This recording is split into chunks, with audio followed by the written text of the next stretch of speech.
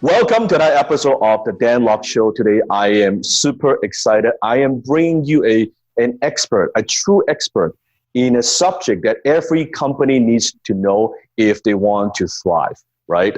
Tommy is a guest, a New York Times bestselling author, a leadership expert, and some of his clients include billion-dollar brands like Marriott, Chick-fil-A, Starbucks, and many more. Tommy, welcome to the show. So happy to have you here. Well, honored to be here, Dan. Tommy, talk to us a little bit about your beginning, because I know one of your dreams was to go to law school, right? But yet you got rejected many times. What are some of the things you've learned from that experience? Yeah. Now that I write books about leadership and entrepreneurship and managers and you hear their story, I think all great leaders have once had a hardship to get to the top of the flagpole. And my story is I grew up, I wanted to be a lawyer, and I struggled with dyslexia in school and really struggled academically in high school. I watched my friends graduate high school, like magna cum laude and summa cum laude. And I graduated high school, thank God almighty cum laude. I barely graduated school. And I wanted to go to law school. And I applied to 37 law schools. And every one of them rejected me because my grades were too low in high school and college. And my SAT and my LSAT were too low. So I didn't go to law school because I got rejected to every single one of them. And then from there, what led you to do what you do today? How did you transition that from now teaching leadership? Sure. I spent most of my career with this organization called Up With People, which is an international global leadership organization. So I spent my whole life working with leaders around the world on servant leadership to college age students. And about 12 years ago, I started writing books for the business world, and I've never looked back. And I have to ask you this question. Do you think a leader is born or leader is made? I think leaders are made. I mean, I think you're born with great qualities, but I think anyone that really, truly wants to be a heart-led leader or a servant leader or a fantastic leader, you can make that choice. But really, after 25 years of studying the subject of leadership, it really boils down to this one question, Dan. There's two types of leaders in the whole world, two types of entrepreneurs, two types of managers, two types of husbands and wives, two types of parents, two types of neighbors. There's two types of people in the whole world. Yes. There's servant leaders and there's self-serving leaders. There's leaders that wake up every morning and they have the innate ability to serve others before they serve themselves. They are a servant leader. They serve others before themselves. Their wife, their husband, their children, their neighbors, their employees, their customers, right? Their staff, their investors. They innately serve others before themselves. And then the other type of person is a self-serving leader, where you're not a bad person. You just have to serve yourself first. You have to have your own needs met first, and once you're served, then you serve other people. And here's the rub: you get to choose which one you want to be. Nice. Right now, you get to choose. Do I want to be a servant leader or a self-serving leader? Yes. But here's what got me into leadership. Being a thought leader years ago, I'm so passionate about this. You get to choose if you want to be a servant leader or a self-serving leader, but you don't get to choose which one you become. When I first heard that changed my heart, Dan, because you know who chooses which one we become? Our customers, our employees, our spouses, our children. They choose. Interesting. If I ask your wife, your children, your employees, your followers, all your people that love Dan Lok, is Dan a servant leader or a self-serving leader? They would tell me. You can choose whatever one you want to be, but they'll have a whole different answer. Yes. When I first heard that, and the reality is about 80% of leaders that think they're one or the other, their people usually think the opposite. Yes. People always ask me, well, how many people are servant leaders versus how many people are self-serving leaders? I would say about 80% of the workforce in the world are self-serving leaders. Yeah. Like only about 20% are really servant leaders. And maybe that number is even not even exaggerated. Maybe it's 90% servant leaders or self-serving leaders.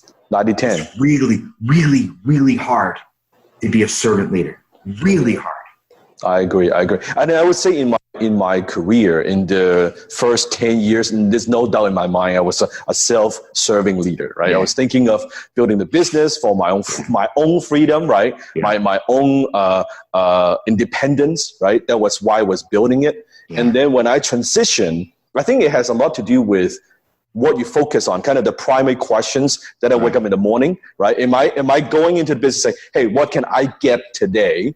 Versus how could I serve? Who needs my help? Right? It's a very, very different thing. And why do you think it's so difficult to be a good servant leader? Well, innately, when we're born, we want food, we want milk, we want attention, right? We want love from the parents, right? Yeah. Innately, human beings want. Yes. We're takers. Yes. And to really stop and understand the four most powerful words in leadership are it's not about you. Yeah. It's not about you. It's not about you. It's about others. Yes. You can live a life and lead a life where you authentically put others before yourself. Yes. Absolutely successful business. And here's what's crazy. Some people want to be financially successful. Yes. They want to grow their business and make more money. Yeah. More revenue. But if I'm a servant leader, then I don't make enough money. If I'm a servant leader, I might not have the revenue. If you build a company with servant leadership, you'll have 10 times more revenue and money. It is true. But you need the faith. Absolutely true. And you have to do it in an authentic, genuine way. Absolutely true. And I think, like Tommy, in a way, I'm just thinking back as you're teaching, I'm thinking back in my career, because in the beginning, I was trying to provide for my family, right? I was focusing on survival, focusing on even success, right? And then after a while, once I think a lot of those needs are taken care of, then my mind just shifted. Oh, I already got the things I wanted. Mm-hmm. So I don't need to wake up in the morning. Oh, am I going to be able to pay the bills? Am I going to be able to get whatever? I don't need to think about that. Then I think I just mature to a point where those things don't interest me anymore. Let's put it this way. Then I want to focus on using my talents, skills, and experience to serve others. Is that how some leaders transition? I'm just curious. Like, I want some coaching. I think when you think of, okay, you work hard, you make a lot of money, you retire, then you help serve others. Yes. That's just completely backwards. Why don't we get college degrees, we help and serve others and make money along the way?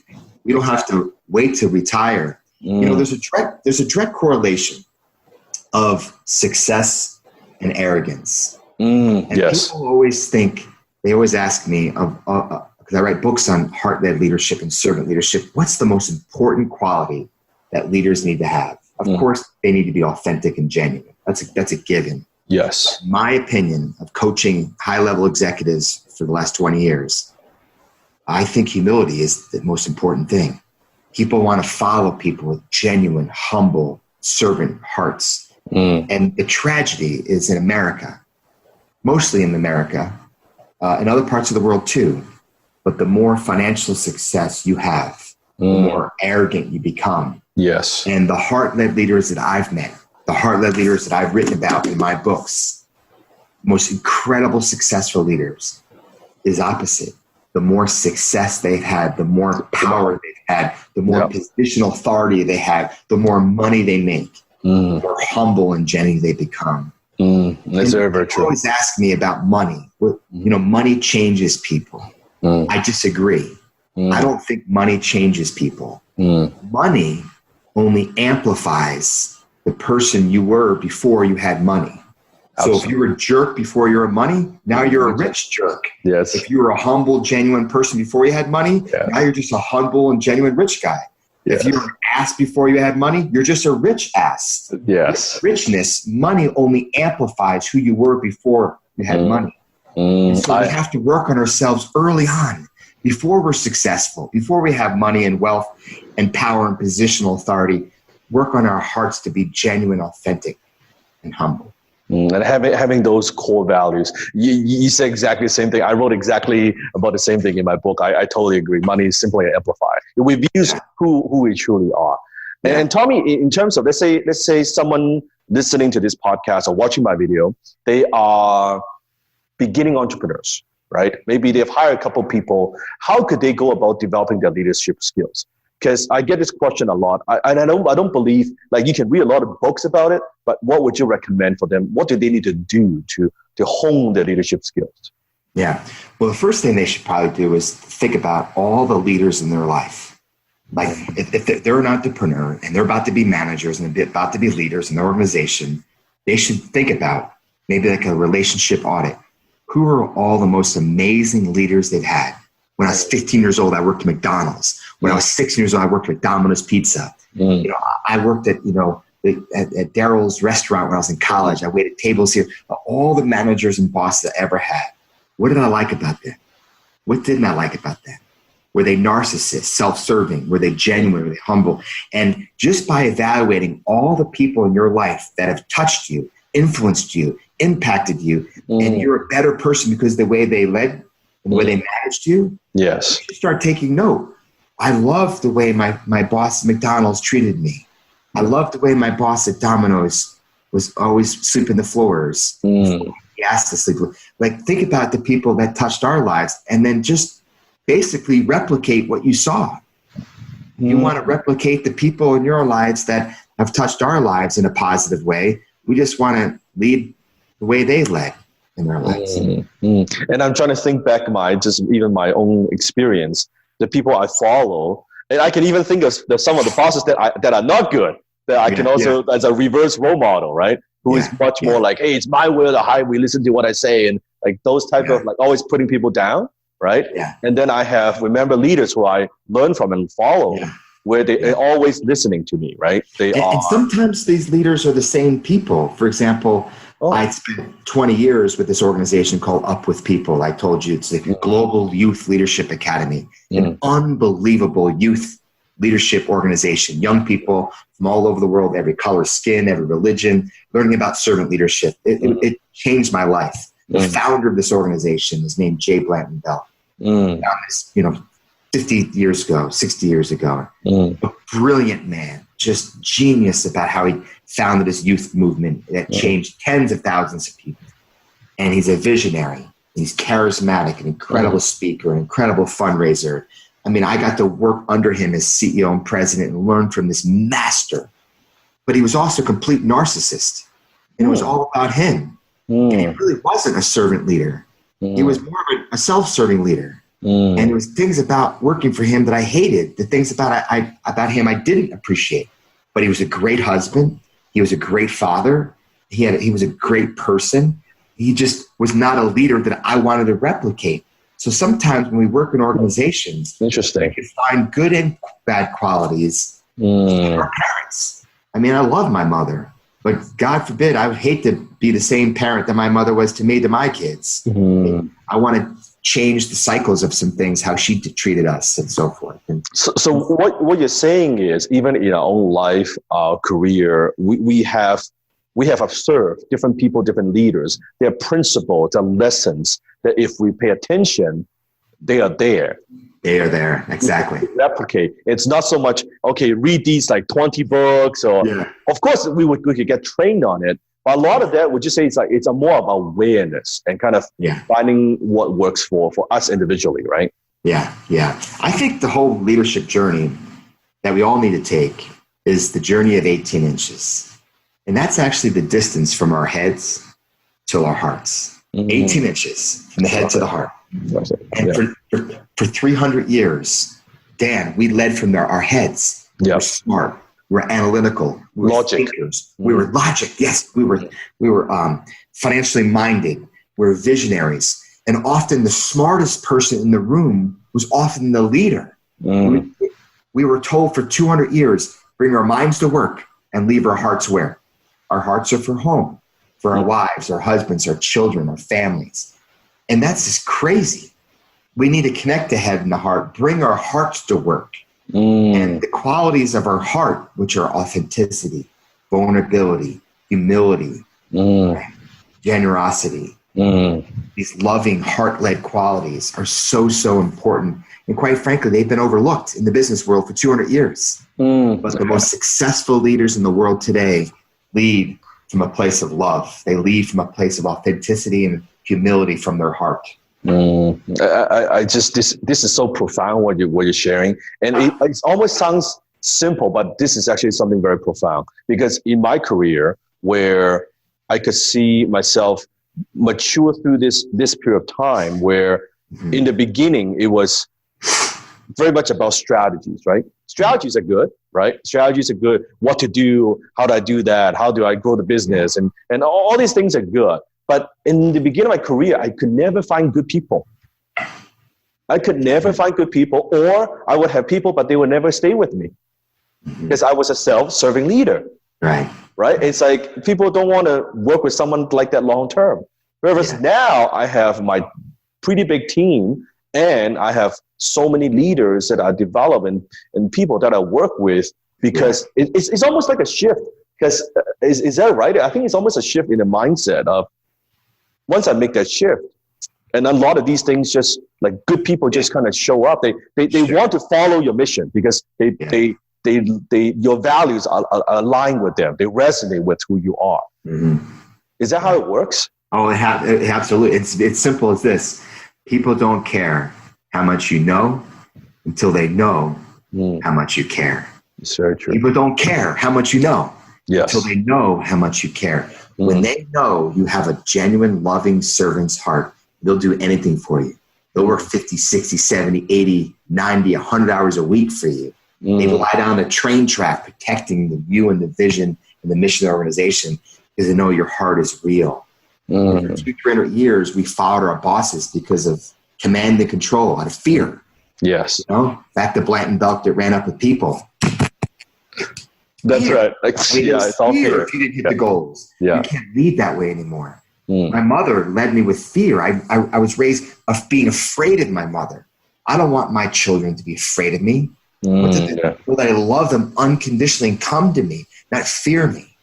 And the same thing about being a leader. You want your followers to love you and want to be around you. My wife and I are married. We have 3 children together, and 19, 13, and 11. And we say, my wife and I, Jill, when our kids get older, we don't want them to feel like they're coming to our house on holidays as an obligation. We want them to feel they want to come hang out with us. They can't wait to hang out. Because they want to go on vacation because they love us. Yes. Well, that's a culture we have to build. Yes. It's the same difference of a culture we build in our companies. We don't want people coming to work because we're paying them, because they have to, because we're forcing them. We're telling them to, Telling them. We want to build a culture and organization where people love us and want to come to work and want to serve our mission because we treat them so well. And it almost feels like the self-serving leadership is like a push, like you're trying to push your agenda, you push the effort, right? Versus the servant leadership is much more like a pull, right? It's the core values, and we pull people in, that they want to do it because they want to do it, not because we're pushing them. Yeah. Dan, I want to mention your show because I know you have millions of listeners and that viewers are fans of your podcast. Sometimes people, when they hear of love, where they hear of servant leadership, they hear of heart-led leadership, they have this militant thought that that's just soft. That's just touchy-feely. Not true. That's not true. That's not true at all. Servant leadership. In my book, The Heart-Led Leader, I wrote a chapter about a woman named Cheryl Bachleiter. She was the CEO and president of Popeyes, a woman. And when you meet her, she is kind, she is genuine, she's humble, she's sweet. And you would think, okay, she's a heart-led leader, gentle, soft person. Cheryl will eat you for lunch. She's tough as nails. She demands results. But she's able to demand these results because she has such a genuine servant heart for people to do anything for her. So heart-led leadership isn't soft. Servant leadership isn't touchy-feely. You never have to say the word love.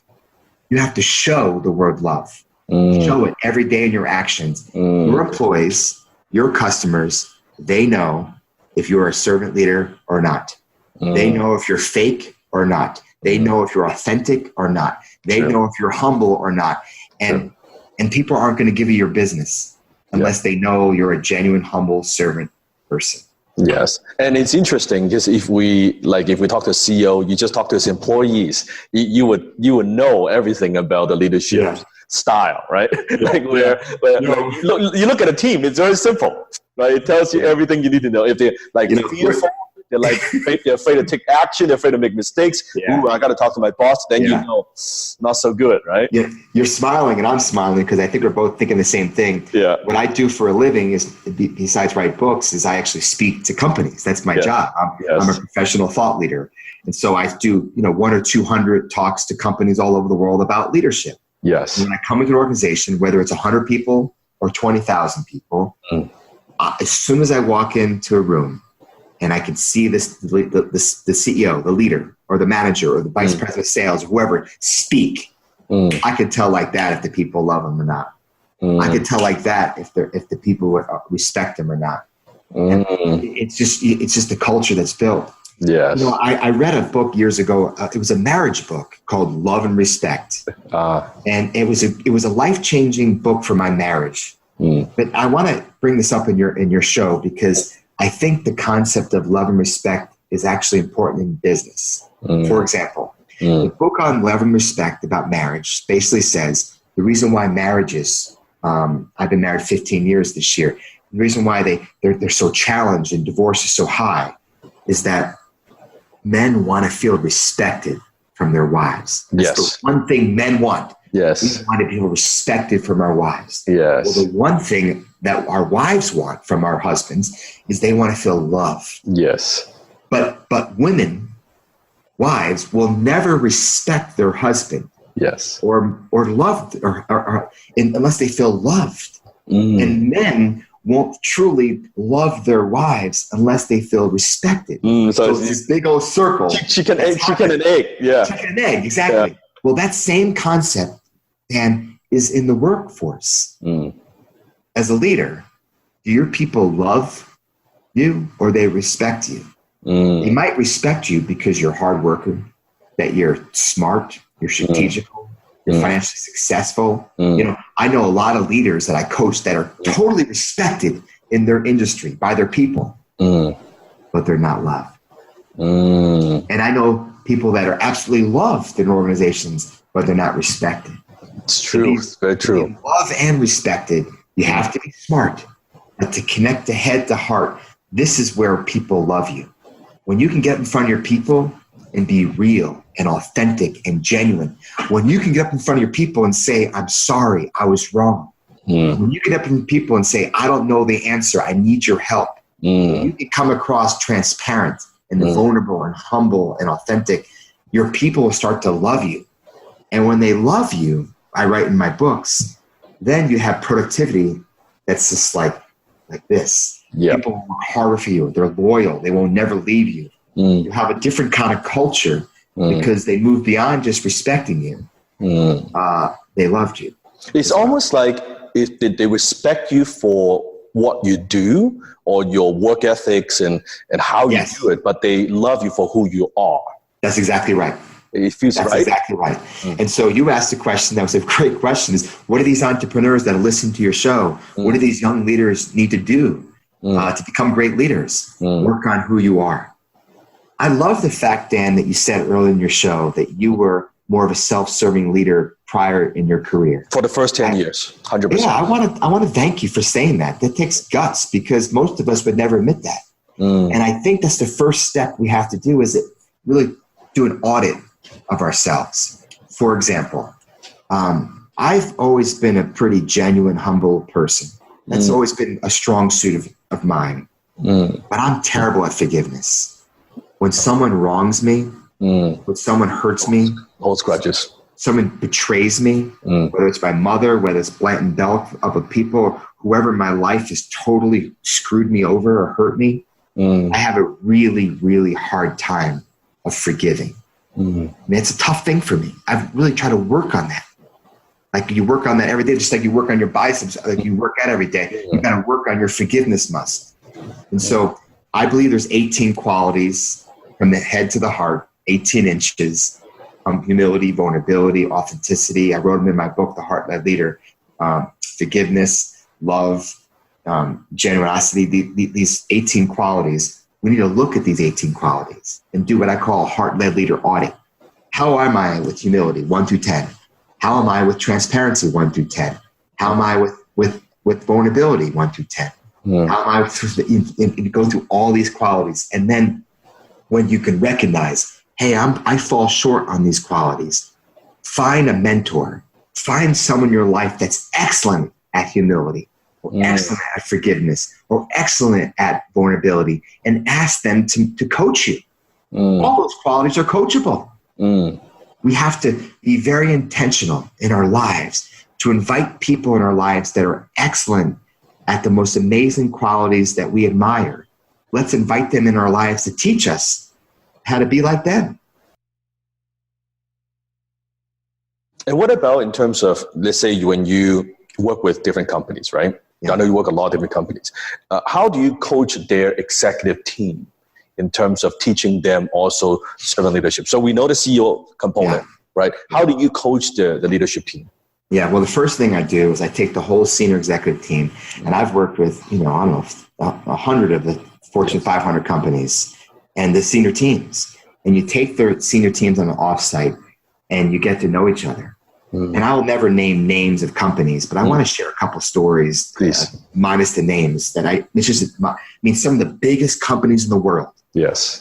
I do this every month. Yes. The CEO, the CFO, the CMO, the chief operating officer, the CFO, the entire C-suite team, which is anywhere from 6 to 18 people in big companies. And I take them on an offsite and I go around the table and I say, tell me your story. What makes you tick? Like how I shared that I got rejected at 37 law schools. I was dyslexic. Like it helped define who I am. Tell me your story. And people go around the table sharing about themselves.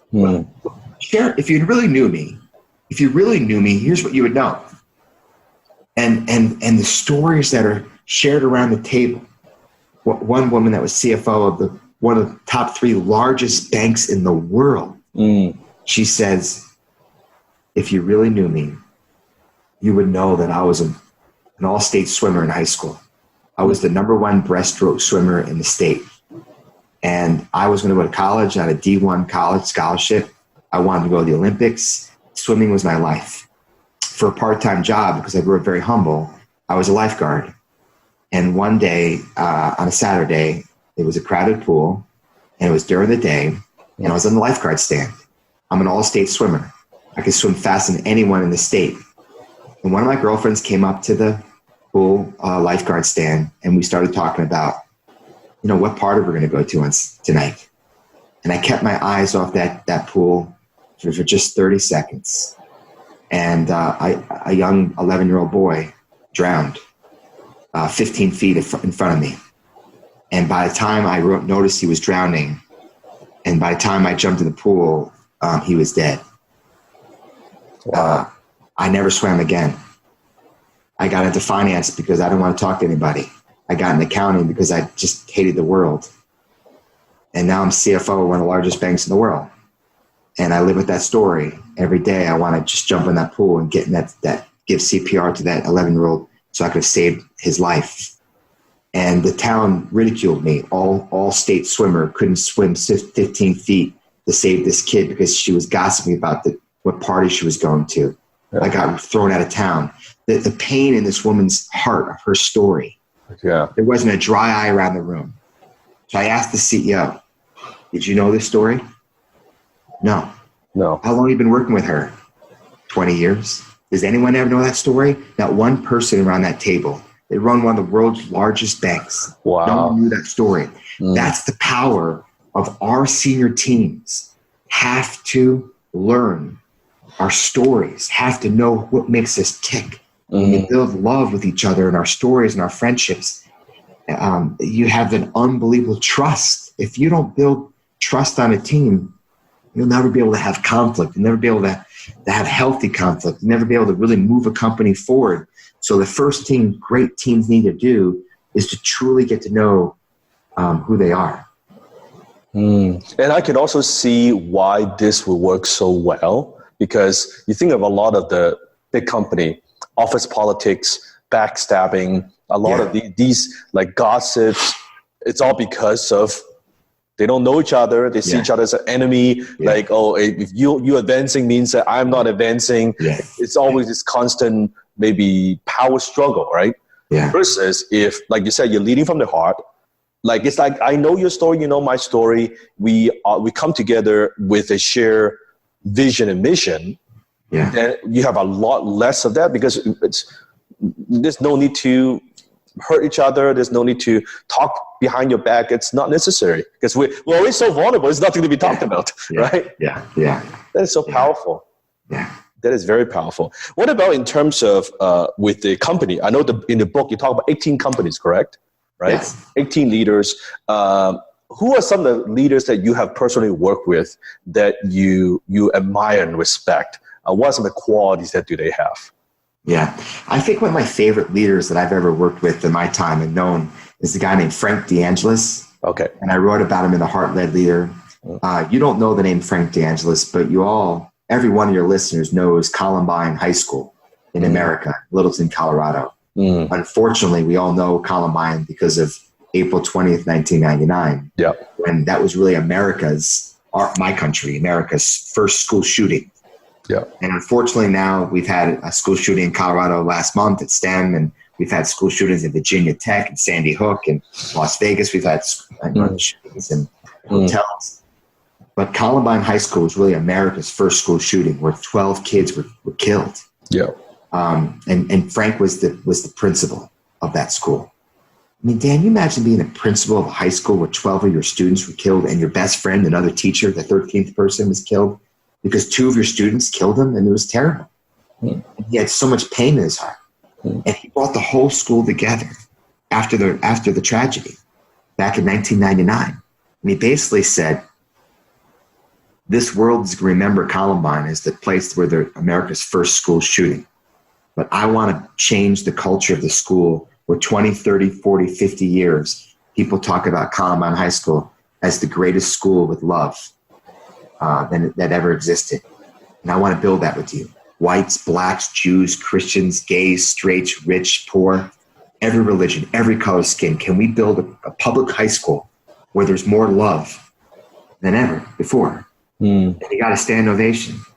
And for 20 years, he dedicated his life to changing that culture of that school. And he was, principal of the year and executive of the year. He won all kinds of awards. They won more state championships in football, more state championships in basketball and baseball, merit scholars. So defining results. They had an unbelievable successful school. But if you walk the halls of Columbine High School, you'll see whites and blacks and Jews and Christians and Muslims and rich and poor all get along together like I've never seen any public school before. So I really admire him for his leadership and his humility and his dedication. And Frank has become a great friend of mine and a great mentor of mine. And Dan, for the last, I think, 7-8 years, Frank DeAngelis, every morning when I wake up and I have my iPhone, every morning, for the last, I think, almost 8 years now, he sends me a text message to tell me he loves me. Every morning.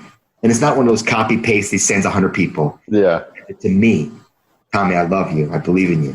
A little, maybe a quote, maybe a Bible verse, maybe something just to inspire me that says I love you. Every morning. The dedication he has for people is remarkable. And he's just the most humble, genuine person. And when he ever knew that I was talking about him on the show, he would just say, I'm just doing my job to love people.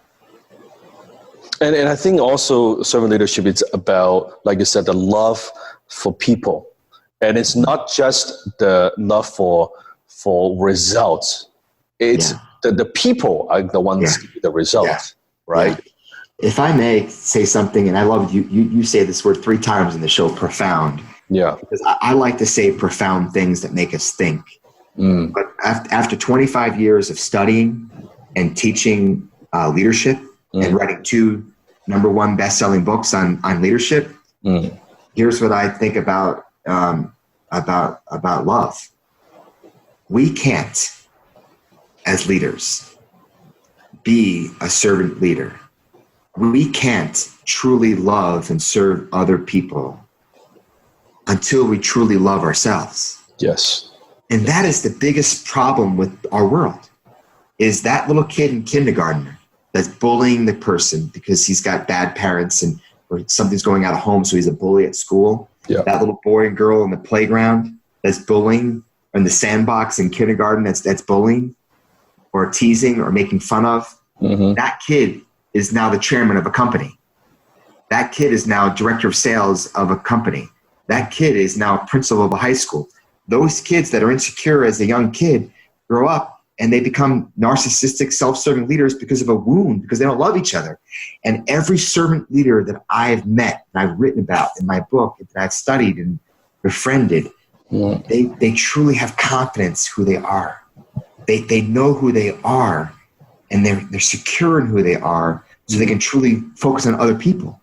We don't truly love who you are. You don't really want to focus on other people. You want to focus on yourself. Because you feel lack. Because it's not enough, right? Yeah, it's not. I'm not getting enough attention. I'm not getting enough affection, love, and that's why I feel this same thing. Like people bully other people because they feel insecure, right? Right. And so if you work for a company and someone else gets a promotion above you, most people are insecure about that. Yes. But a hard-led leader would go up to that person and say, "What can I learn from you? You just jumped ahead of me. You have something I don't. I want to learn from you. Teach me." All the coaches in the world are out there teaching executives, teaching managers, teaching leaders that they have to learn to love themselves, to truly believe in who they are. Once you truly love yourself, then you can truly love others. It's so interesting because I'm thinking in my company, there are a couple of people that I unfortunately had to let go, and all boils on the same problem because of insecurities, right? And they're self-serving, so they would do things or make decisions based on protecting themselves first, not the best interest for the entire company, right? Where they might, talk behind the back or trying to do different things, right? But it's all boils down to this because they're just selfish and there's this wound, right? This is awesome. So it really should change the way we hire people. We look at, at a resume, who's got the best resume on your piece of paper. And it's interesting because I've never, ever hired based on a resume. Yeah. A resume is just a piece of paper. Yeah. And it's basically everything you've done in your past. It has no influence of what you're going to do in your future. And I think we need to hire people and bring people on our teams that are self-secure. It's one of the reasons why I think I'm successful in my marriage is that my wife, she loves herself. She knows who she is. She knows who she is in Christ. She knows who she is as a wife, as a mother. And there's no drama in my house because she's secure in who she is. Versus couples where they argue, right? Because they want attention. Someone's got to be right and some of that. But when you're both come to marriage with a humble heart, you're successful. No wonder why half our marriages fail. No wonder why half the people in corporate America aren't happy in their jobs, is we're not happy with ourselves. Yes. You want to be a great leader? We'll work on being a great person first. Yes. And that's not easy. And that's a never ending process. It's never say, "Oh, I'm good enough." Well, the minute you say you're good enough, then you still have a long way to go, right? Yeah. What about Tommy? In terms of hiring, like what would you recommend when you interview someone, right? How do you know they would be a good culture fit? Like what are some of the questions you could ask to just get an idea if they lead from their heart? Yeah. I would ask them who in their life they admire and why. Because often when you ask someone who they admire and why, the qualities they admire in a person are usually the qualities that they want to possess or they possess. For example, for me, I truly value humility. I don't do well with arrogance. When someone's cocky or arrogant, I just try to find a way to avoid them. I want to be around people in my life, in my social network of my friends that are humble and genuine. Because when you have those two things, humble and genuine, there's a safe place to truly be yourself. Yes. And so if someone asks me, well, during an interview, Tommy, what quality do you admire most? I admire people that are humble and genuine. Well, that tells a lot about who I am. Another interview question is, tell me something in your life, like the deepest thing, that the obstacle that you had to overcome to help define you. Is there something that happened? This is when they'll say, when I was 13, I started cutting myself. My parents got divorced. Or I used to be 300 pounds heavier and I was obese and I got a surgery and I lost weight. And everyone has their story that helps define who you are. And when you hear their story, you'll be able to see if they have a culture fit or not. And just how they have overcome those challenges. It tells us their kind of their worldviews right now, right? Views, right? Yeah. People have asked me, what's another great way of learning about leadership? A great way I learned about leadership is I started a high school leadership program. This is our 20th year. Yes. The National Leadership Academy in America. I started that 20 years ago. Wow. We take hundreds of high school kids from all over the country every June. So it starts in 2 weeks. And for 5 days, we teach these high school kids about servant leadership. This is our 20th year doing it. And I have a program called the Global Youth Leadership Academy, where we take kids from all over the world. And we go to Europe or Ethiopia or Cuba for a week. So GYLA is a week-long program. So I've worked with over 12,000 high school kids in one of my programs, my nonprofit programs, in the last 20 years. And now I'm working mostly with corporations. But what I learned from high school kids is this. High school kids, they can smell bullshit better than anybody. Yes, like that. Like this. Yep. If you're not authentic, if you got in front of a 200 high school kids, if they smell bullshit and you're fake, they'll just walk out. Yes. There's no tolerance for that. Yes. And so after 20 years of working with high school kids, they humble you. They demand humility. They demand authenticity.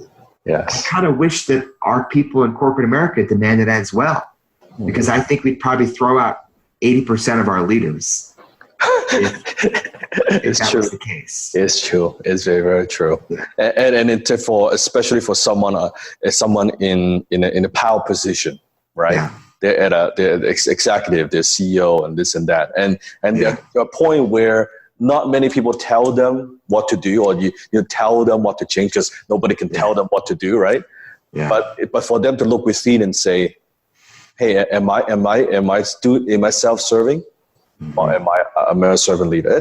That takes a lot of self-awareness. I'm grateful because actually I learned a lot of this from martial art, right? Because martial art humbles you. Doesn't matter how tough you think you are or this and that. There's always someone faster, stronger, and better.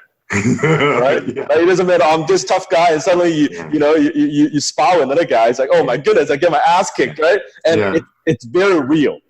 Right, it's very, very real, and I think that definitely I learned a lot from that. Just being, I think, in martial art, this is awesome. What about? I do also want to ask you about one question. Is I saw your videos, and I know you're a phenomenal speaker. I'm just curious. It's kind of a personal question. I'm curious. How do you prepare before you go on stage, like a speaker to speaker? What are some of the tips you have? Because I think part of being a good leader is you also need to be a good speaker, because that's how you inspire and motivate others, right? Yeah. So what are some tips that you have for someone who's a leader who want to speak, or for speakers as well? Yeah. I think the most important thing for a speaker to be, first of all, there's two types of speakers. I've been speaking for professionally now for 11 years. Yes. And there's all kinds of lists and things I've always made the top 100 best speakers in the world. I mean, I'm probably one of the best speakers in the world. Yes. And it's my gift. Yes. And here's what I've learned about the industry. There's two types of speakers. Speaker A. Let me tell you about all my success. Let me tell you about how smart I am. Yes. And if you listen to me, you too could be successful and smart. Yes. Speaker B. Yes. Let me tell you how many times I've effed up in the world. Yes. Let me tell you how many mistakes I've made. Yes. Thank God I've surrounded myself with amazing mentors that have taught me, that have humbled me. And I've learned so much on my journey. I'd like to share with you some of my mistakes and some of my successes along my humble journey. Who do you want to listen to? Speaker B. 100% all day. But 90% of the speakers out there are speaker A. Yes. Let me tell you what a hero I am. Let me tell you how smart I am. Let me tell you everything I know, and I'll pass you all my secret sauce. And my thing is, I get up there saying, I barely graduated high school. I'm completely dyslexic.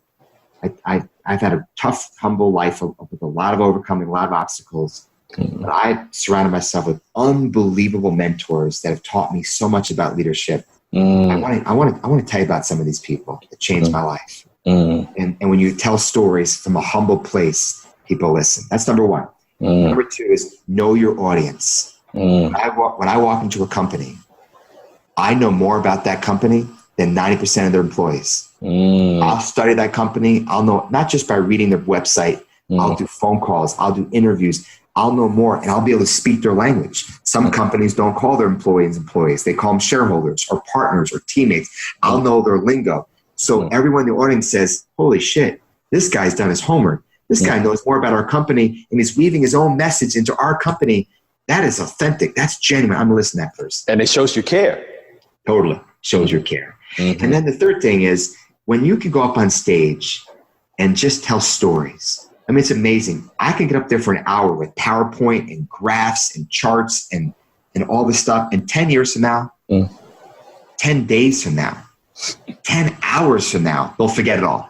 True. But if you could tell them a story, a powerful story, that like the story I told about that CFO of a company, powerful story that watched someone die because they were lifeguarding. That's a story that people never forget. Yeah.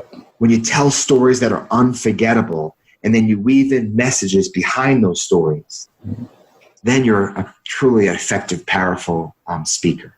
Yeah, that's my secret sauce. I love it. And I can see you're very right, because you have speakers. I could see where they are so afraid to look dumb, right? They're afraid to not being seen as smart or professional, right? And that's why I think there are a lot of speakers, and I've been a speaker for so many years. There are speakers where they are always very smooth, right? They have the right body language. The hands are in the pocket, and the whole very proper way of presenting, and every part and everything. But you watch a speaker like that for an hour, you're like, I just don't connect. Yeah, I just don't connect with the guy. It's just good. He's doing all the right thing, but just there's something about him, right? But another speaker, Dan, can be kind of look away, and you love them because they're human. Good. It's awesome, right? Real. Yeah, it's awesome. And then maybe it's not as smooth. I remember one time I was speaking, and there was a problem with my mic, right? So then most people would get all nervous and stuff like that. So then I'm like, okay, let's come and let's fix the mic. We got a problem, right? So as my team is fixing the mic, I'm teaching the lesson based on, hey, mistake, learn from it, own it. It's okay being vulnerable. I just do the whole thing, and people love that part of it, right? It just things happen, right? It doesn't work. In front of all these people, I got to make it work, right? So from there, it's okay, right? I'm not afraid, I'm failing the first 5 minutes on stage in front of everybody, but that's all part of it. That's right. Yeah, that's right. I love it. So, Tommy, if someone wants to get to know more, like how to get in touch with you, or to get a hold of your book, what's the best way to do it? My website is TommySpaulding.com, and that's TOMMYS as in Sam, P as in Paul, AULDING.com. And all my books and my leadership programs for youth, for corporations, are all on there. Awesome. And we'll make sure that I'll put a link in the show notes as well. Tommy, this has been awesome. I'm learning a lot. It's not just learning, but it's a comforting. It's reassuring that this is awesome. That's why my journey. Yeah. Well, Dan, now I know why you're in 187 countries and you got over 1 million hits on your show. I've really enjoyed our interview, and I enjoyed getting to know you, and looking forward to spending more time with you in the future. 100%. 100%. Thank you so much, Tommy. Appreciate it. It was an honor to be in your show.